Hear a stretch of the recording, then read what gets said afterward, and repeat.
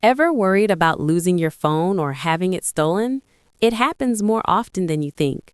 The good news is Google has a built-in feature to help you locate your phone quickly. Let me show you how to set it up in under a minute. First, take the phone you want to track. Swipe up from the home screen and open the Settings app. Scroll down and tap Google. Make sure you're signed in with the Google account you want to use. This account is important because it's the one that will show up when you use Find My Device online.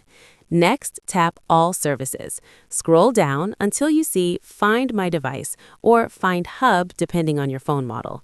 Open it and turn on Allow Device to be located.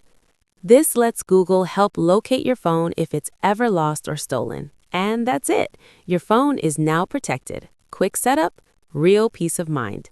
If you found this video helpful, don't forget to like, share, and subscribe for more useful tips.